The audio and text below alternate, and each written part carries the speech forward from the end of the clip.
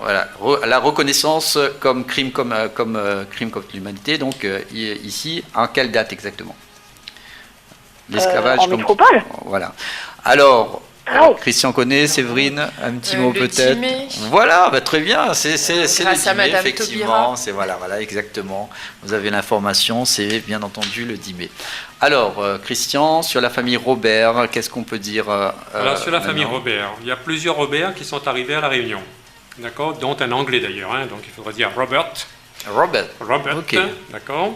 D'accord. Donc voilà, alors si je prends ce Robert, Edward Robert D. Robin, et son métier c'était d'être flibustier. Alors vous savez, vous voyez un peu ce que c'est qu'un Oh là là, flibustier? ouais. Ben, c'est le pirate de nos ouais, contrées, c'est ça. de notre région. Hein.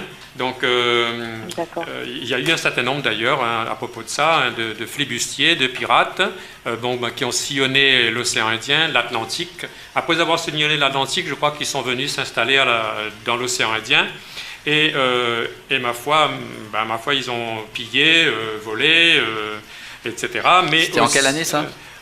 Là, pour ce Robert-là, il s'installe ensuite à Saint-Paul et se marie avec Marie-Anne Bellon en 1707.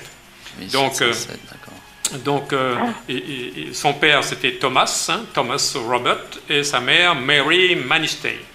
Donc, j'essaye de prononcer ça à l'anglaise. Bien entendu. Hein, mais je ne de pense rigueur. pas que... Peut-être que vous êtes descendante de ce Robert, mais il y en a quelques autres encore. Il y en a un qui vient des Deux-Sèvres. Alors, celui-là, c'est en général, c'est celui à qui on se raccroche le plus. Il s'appelle Julien Robert Dillaroche, et il est né en 1642 à Chandenier. Et il se marie en 1679 à Bourbon avec Péronne Campbell. Alors, précisons que les premiers blancs, les premiers français, trouvent femmes dans la région. Ils ne viennent pas avec leurs femmes, mais ils trouvent femmes dans la région et ce sont des malgaches, des femmes malgaches, ou des femmes indo-portugaises qui sont nos premières mamans, nos premières Adam et Ève, en quelque sorte, de l'île. Voilà. Donc, voilà, probablement que vous descendez de celui-là. Mais pour moi, je dis toujours qu'il faut commencer sa généalogie et voir où ça nous mène. Est-ce que ça nous mène à celui-là? Est-ce que ça nous mène à Robert d'Angleterre?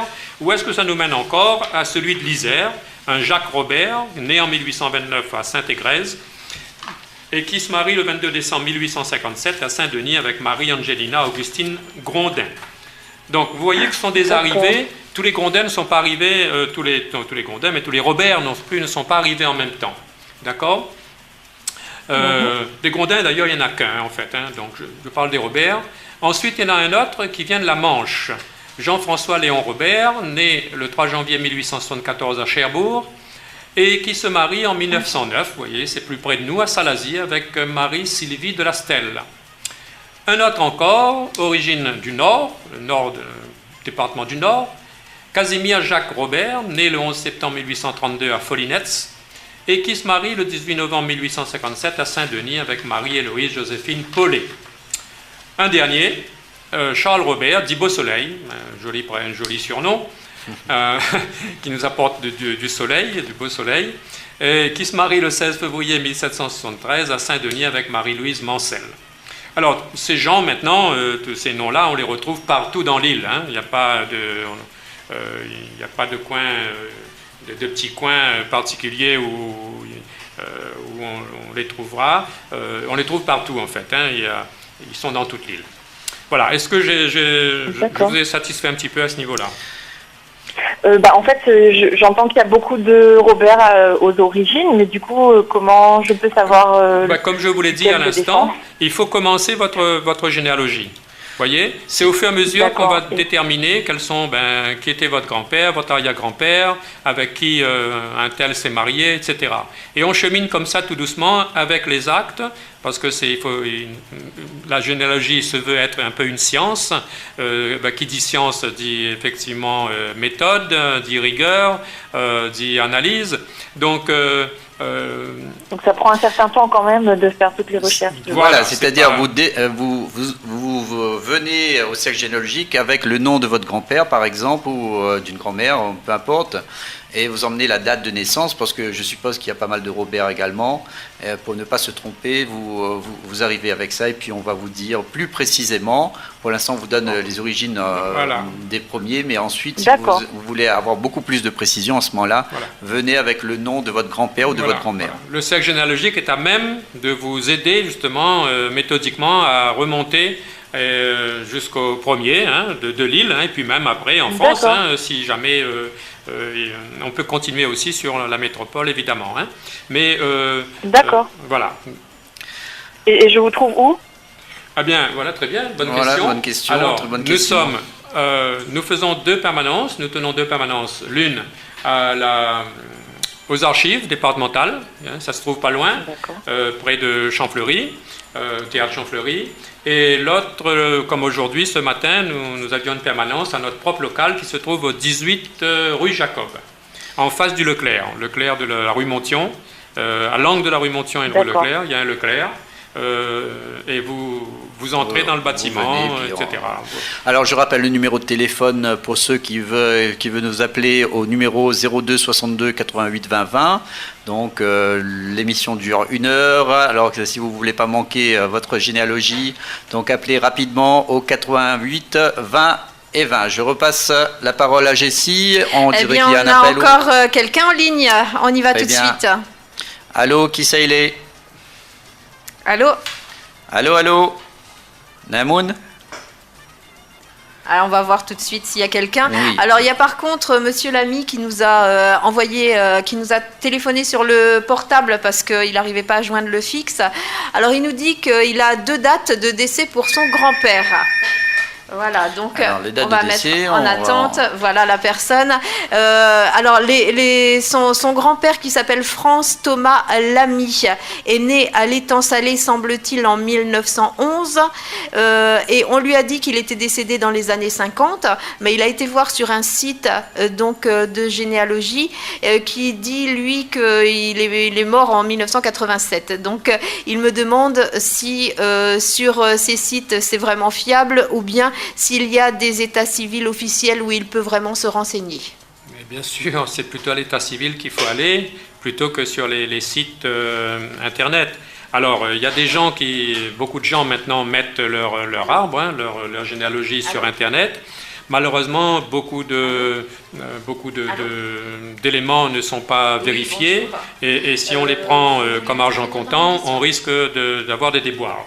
Bon, voilà. Donc, je conseille, normalement, votre grand-père, c'est quelqu'un quelqu'un dans la famille devrait le connaître. Et donc, vous devriez plutôt partir, demander l'acte de naissance. Normalement, sur les actes de naissance comportent actuellement aussi bien mariage que décès. C'est-à-dire que on vérifie aussitôt, dès que sur un acte de naissance, à partir des années, je pense, 1900, vous avez normalement, il peut y avoir parfois des manques, des oublis faits par l'administration, mais en général, l'acte de naissance comporte aussi bien l'acte de mariage, la date de mariage et la personne avec qui on s'est marié, et le décès.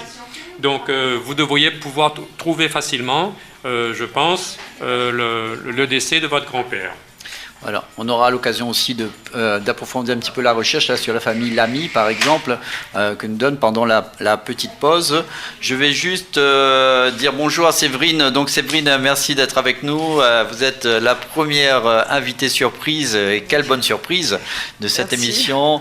On rappelle que vous êtes professeur de français, mais aussi vous introduisez un petit peu le créole. On va vous poser toutes ces questions-là après la pause. Pour le moment, on a encore quelqu'un, donc on va prendre l'appel et on viendra à vous dans quelques instants. Est-ce qu'on prend l'ami? On dit quelque chose sur l'ami? Juste après la pause. Donc on prend l'appel et on... On a quelqu'un en ligne, allô? Allô? Qui est-ce? Allô?